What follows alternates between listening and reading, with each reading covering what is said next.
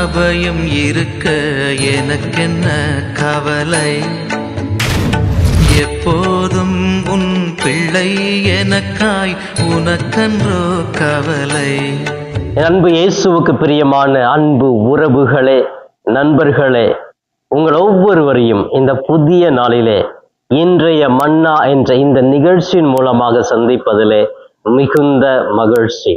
பிரியமானவர்களே, சிறப்பாக இன்று வெள்ளிக்கிழமை இறை இரக்க ஆண்டவருக்கு ஒப்பு கொடுக்கப்பட்ட நாள். இந்த இரக்கம் ஒவ்வொரு நாளும் நம்மை வழி நடத்துகிறது.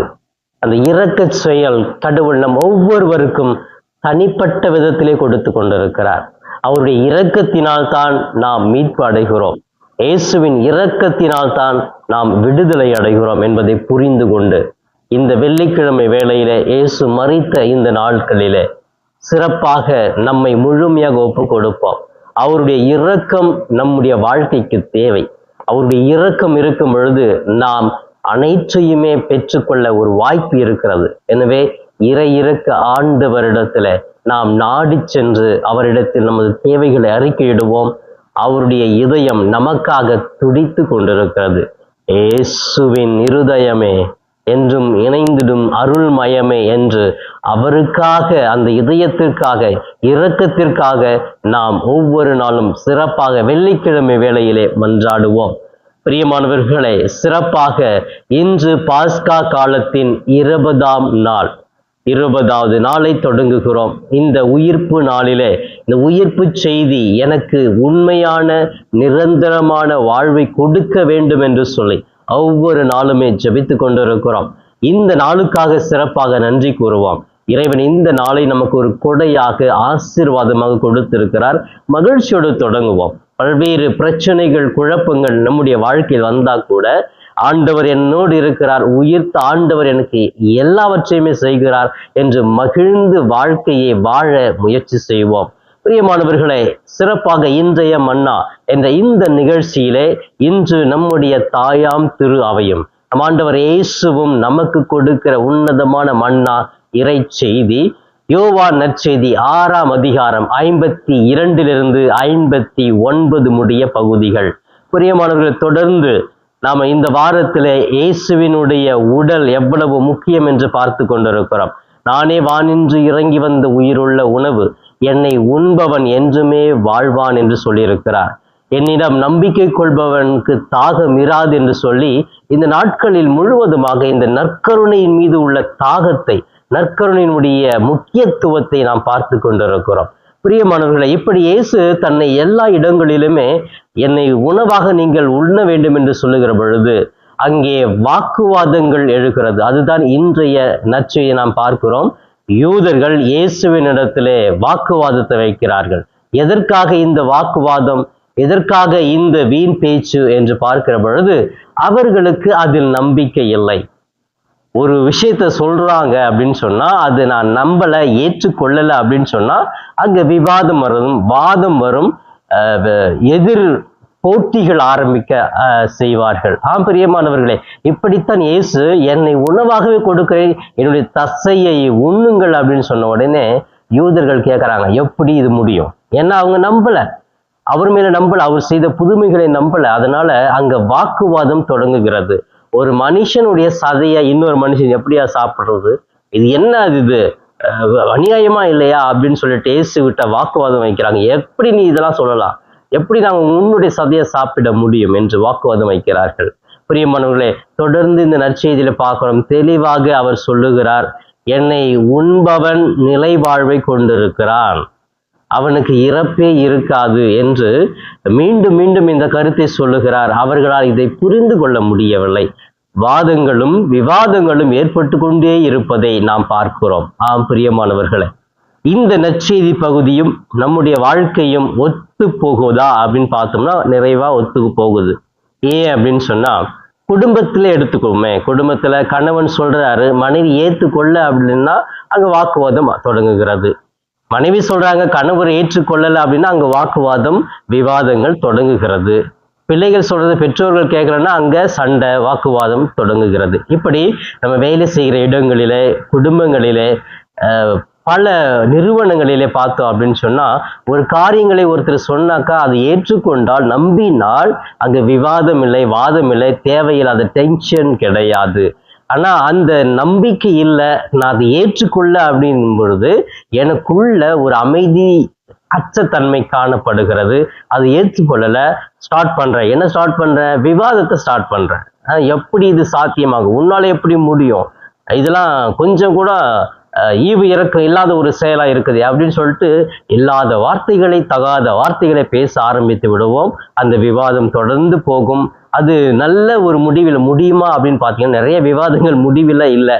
இன்னைக்கு தொலைக்காட்சியில நம்ம விவாதங்கள் வைப்பாங்க. ஏதாவது ஒரு நடந்துச்சுன்னு வச்சுங்களேன், அதை வச்சு விவாதமா, இது செஞ்சிருக்கிறார், இது சரியா தவறா, சும்மா விவாதம் வைப்பாங்க. ஏதாவது ஒரு டாபிக், ஒரு நடிகர் இப்படி செஞ்சிட்டாரு, இது ஏன் செஞ்சாரு, எதுக்காக செஞ்சாரு, அவரை சார்ந்தவங்க அவங்க சாராதவங்களை ஒரு 10 பேரை கொண்டாந்து உட்கார வச்சுட்டு விவாத மேடையை ஆரம்பிப்பார்கள். பேசிக்கிட்டே இருப்பாங்க. அங்க நடந்தது ஏதோ யதார்த்தமா ஒன்னாதான் இருக்கும். ஆனா அங்க விவாதத்துல பாத்தீங்கன்னா, என்னமோ இவங்க தான் எல்லாமே சொன்ன மாதிரியும், என்னமே இவங்களால தான் இந்த கருத்தே கொண்டு வரப்பட்டது அப்படிங்கிற மாதிரி பேசுவாங்க. அப்படித்தான் இந்த யூதர்கள் கூட இந்த விவாதத்தை முன் வைக்கிறார்கள். எப்படி இவர் சொல்லலாம்? நாங்க எல்லாமே ஆபிரகாமினுடைய பிள்ளையாக இருக்கிறோம், ஆபிரகாம் சொன்ன சட்ட திட்டங்களை கடுமையாக பின்பற்றுகிறோம்.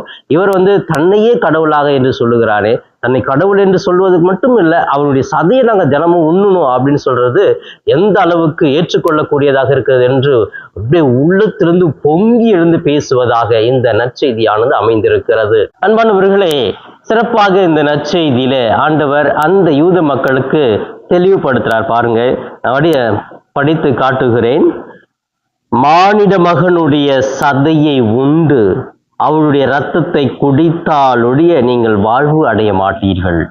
அவருடைய உடலை உண்டு இரத்தத்தை குடித்தாலொழிய நீங்கள் வாழ்வு அடைய மாட்டீர்கள்.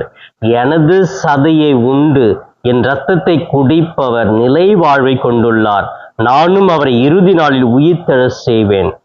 எனது சதை உண்மையான உணவு, எனது இரத்தம் உண்மையான பானம். எனது சதையை உண்டு எனது இரத்தத்தை குடிப்போர் என்னோடு இணைந்திருப்பார், நானும் அவர்களோடு இணைந்திருப்பேன். வாழும் தந்தை என்னை அனுப்பினார், நானும் அவரால் வாழ்கிறேன். அதுபோல் என்னை உண்போரும் என்னால் வாழ்வர். விண்ணகத்திலிருந்து இறங்கி வந்த வாழ்வு தரும் உணவு இதுவே. இது நம் முன்னோர் உண்ட உணவு போன்றது அல்ல, அதை உண்டவர்கள் இறந்து போனார்கள். இவ்வுணவை உண்போர் என்றுமே வாழ்வார். இப்படியாக இந்த நற்செய்தியிலே தெளிவாக இயேசு விளக்கி கூறுகிறார். பாருங்க, அப்ப தந்தை அனுப்பினார் என்னை, அவரால் நான் வாழ்கிறேன், என்னை உண்பவர் என்னால் வாழ்வார்கள். இது எல்லாமே ஒரு சிஸ்டமேட்டிக், ஒரு லாஜிக்கா இருக்குது. பாத்தீங்களா? அப்ப கடவுள் என்னை அனுப்பினார், அவரால் தான் நான் வந்தேன், அவருடைய மக்களுக்காக வந்தேன் அப்படின்னு சொன்னா அவர் என் தன்னையே கொடுக்கிறார். என் உணவை உண்ணுங்கள், என்னுடைய தசையை இரத்தத்தை பருகுங்கள் அப்படின்னு சொல்லும் பொழுது கடவுள் நம்மை பார்த்து சொல்றாரு, நான் உணவாக வருகிறேன். இயேசு இல்ல, தந்தையே வருகிறார். அந்த உண்மை அவர்களால் ஏற்றுக்கொள்ள முடியவில்லை. பிரியமானவர்களே, அப்ப நம்பிக்கை இருந்தால் எதை சொன்னாலும் என்னால் ஏற்றுக்கொள்ள முடியும். என் இயேசு, என் தந்தை எனக்காக எல்லாவற்றையுமே செய்வாரே. இவ்வளவு அற்புதங்கள் அதிசயங்கள் செஞ்சவர், இறந்தவனை உயிர்க்க செஞ்சவர், பேய்களை ஓட்டியவர், பாவிகளை மன்னித்தவர், ஒன்றுமே இல்லாத இடத்திலே 5 அப்பங்களையும் 2 மீன் துண்டுகளையும் 5000 பேருக்கு பகிர்ந்து கொடுத்தவர்.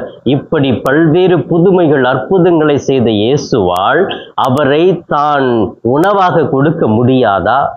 இது ஏன் ஏற்றுக்கொள்ள மனம் இல்லாமல் இருக்கிறார்கள்? காரணம் நம்பிக்கை குறைவு. ஆம் பிரியமானவர்களே, சிறப்பாக இந்த பாஸ்கா காலத்தினுடைய 20வது நாளிலே இந்த நம்பிக்கை எனக்கு எப்படி இருக்கிறது? நற்கருணை மீது நான் உண்மையான நம்பிக்கை வைக்கிறேனா? இது எப்படி நூண்டு வெள்ளையா இருக்குது, அதுல கடவுள் இருக்கிறாரா? என்ன ஏதோ ரசத்தை கொடுக்குறாங்க, அதுல கடவுள் இருக்கிறாரா? இப்படி நம்பிக்கை இல்லாம கேள்வி கேட்கிறோம் அப்படின்னு சொன்னா அங்க விவாதம் ஆரம்பிக்கும். விவாதம் ஆரம்பித்தால் மன நிம்மதி இருக்காது. மன நிம்மதி இல்லை என்றால் கோபம் வந்தால் உடல் சார்ந்த பல பிரச்சனைகள் வரும். உடல் பிரச்சனைகள் வந்தால் எல்லாம் இழந்தவர்களாக மாறிவிடுவோம். எனவே பிரியமானவர்களே, நம்பிக்கையை வளர்த்து விட்டால் நாம் நிம்மதியாக இருப்போம். தேவையில்லாத வாக்குவாதங்கள், விவாதங்கள் இருக்காது. இதைத்தான் இயேசு நமக்கு இன்று சிறப்பாக இன்றைய மன்னாவிலே முன்வைக்கிற செய்தியாக இருக்கிறது. இது வானின்று இறங்கி வந்த உயிருள்ள உணவு. இந்த உணவை உண்பவர் என்றுமே வாழ்வார். பிரியமானவர்களே, இதுவே உண்மையான உணவு, இதுவே உண்மையான பானம் என்று சொல்லுகிறார்.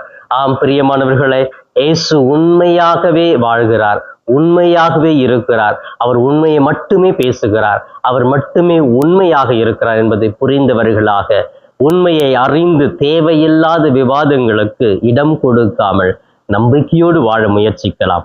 அதே போன்று இந்த பகுதியை எடுத்துக்கொண்டு என்னுடைய குடும்ப வாழ்விலே உறவுகள் மத்தியிலே ஒரு சில கருத்துக்களை சொல்லுகிற பொழுது அதை ஏற்றுக்கொள்ளக்கூடிய நல்ல மனப்பக்குவத்தை உருவாக்குவோம்.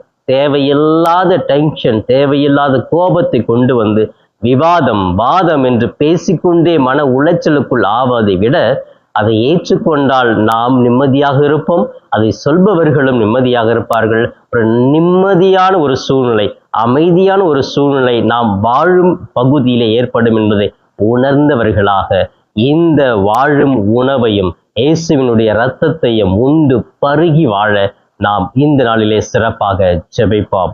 இதோ இந்த நேரத்திலே கண்களை மூடி என்னோடு இணைந்து ஜெபிக்கலாமே. எங்களை நேசிக்கும் எங்கள் தாயும் தந்தையுமான இறைவா, உம்மை போற்றுகிறோம், உம்மை வாழ்த்துகிறோம், உம்மை ஆராதிக்கிறோம். இதோ சிறப்பாக பாஸ்கா காலத்தின் 20ஆம் நாளிலே நாங்கள் உம்முடைய உயிர்ப்பு செய்தியை உயிர்த்த மக்களாக நாங்கள் இருக்கிறோம், உயிர்த்த ஆண்டவருடைய பிள்ளையாக வாழ்கிறோம். நன்றி இயேசுவே, இந்த புதிய நாளை கொடுத்த கிருபைக்காக நன்றி. இந்த நாளிலே நாங்கள் மகிழ்ச்சியோடு வாழ நீர் எடுக்க போகிற ஒவ்வொரு திட்டங்களுக்காக நன்றி ஆண்டவரே. இதோ சிறப்பாக இந்த நாளை உம்முடைய பாதம் ஒப்பு கொடுத்து நாங்கள் ஜெபிக்கிறோம். இதோ இந்த நேரத்திலே அன்றாட உணவு என்ற இந்த நிகழ்ச்சியை பார்த்து ஜெபித்து கொண்டிருக்கிற ஒவ்வொரு பிள்ளைகளையுமே உமது பாதம் ஒப்பு கொடுக்கிறேன். ஆசீர்வதியும். இவர்கள் எங்கு சென்றாலும் தூய பரிசுத்த ஆவியானவர்கள் வழி நடத்தட்டும். என்ன செய்ய வேண்டும், என்ன பேச வேண்டும், எப்படி மற்றவரோடு பழக வேண்டும் என்ற நல்ல பண்புகளை இவர்கள் கற்றுக்கொள்ளும் ஆண்டவரே. நல்ல மன நிம்மதியோடு அமைதியோடு இவர்கள் வாழ கிருபை செய்வீராக. இவர்கள் குடும்பத்திலே இருக்கிற பிரச்சனைகள் குழப்பங்களை நீக்கி எழுதலும். சந்தேக குணங்கள் இல்லாமல் கணவன் மனைவி சேர்ந்து வாழ்வதற்கு கிருபையை செய்வீராக. திருமண பாக்கியத்தை கொடுத்தருளும் ஆண்டவரே. திருமணம் ஆகாமல் பல தடைகளாக இருக்கிற குழந்தைகளுக்கு திருமண தடைகள் நீக்கி திருமணத்தை விரைவில் ஏற்பாடு செய்வீராக. குழந்தை பாக்கியமில்லையே, 10 ஆண்டுகளாச்சு, 15 ஆண்டுகளாச்சு, 20 ஆண்டுகளாச்சு, எனக்கு குழந்தை கிடைக்காதா, கொடுப்பாரே என்று நம்பிக்கையோடு ஜெபித்து கொண்டிருக்கிற பல்வேறு ஆலயங்களுக்கு சென்று ஜெபிக்கிற ஒவ்வொரு பிள்ளைகளுக்காக நான் ஜெபிக்கிறேன். அவர்கள் எப்படிப்பட்ட தடைகளாக இருந்தால் அதை நீக்கி அவர்களுக்கு குழந்தை செல்வத்தை உமது வரத்தை அந்த குடும்பத்திற்கு கொடுத்து மகிழ்ச்சி இரட்டிப்பியாக்குவீராக.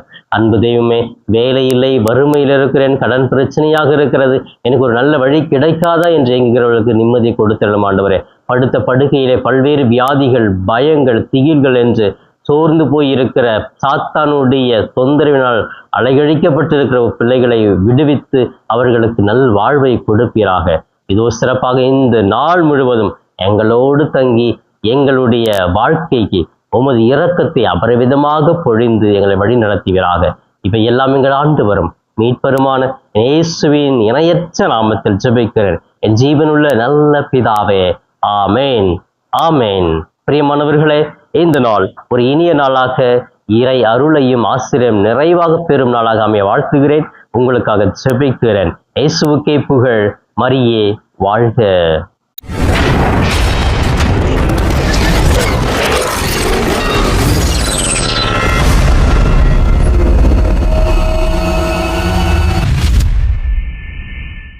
நண்பர்களே, இந்த காணொளியின் மூலமாக உங்களை சந்திப்பதில் மிகுந்த மகிழ்ச்சி. இந்த காணொளியை முழுமையாக பார்த்த உங்களை வாழ்த்துகிறேன். தொடர்ந்து ஃபாதர் தாஸ் கேப் யூடியூப் சேனலை பாருங்கள், ஜெபியுங்கள், இறைவன் மீது இருக்கிற நம்பிக்கையை ஆழப்படுத்துங்கள். உங்களுக்காக தொடர்ந்து ஜெபிக்கிறேன். இறை ஆசிர் என்றும் உங்களோடு இருக்கட்டும். இறைவனுடைய அமைதி உங்கள் உள்ளத்திலே குடிகொள்ளட்டும். உங்களுடைய குடும்பம் சமாதானத்தோடு வாழட்டும்.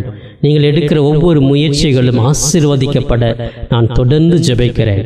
தொடர்ந்து இந்த சேனல் ஃபாதர் தாஸ் கேப் யூடியூப் சேனலை சப்ஸ்கிரைப் செய்துவிட்டு தொடர்ந்து வருகிற ஒவ்வொரு காணொளியும் பார்த்து இந்த யூடியூப் சேனலை தாங்கும்படி உங்களை பாசத்தோடு கேட்டுக்கொள்கிறேன். நன்றி.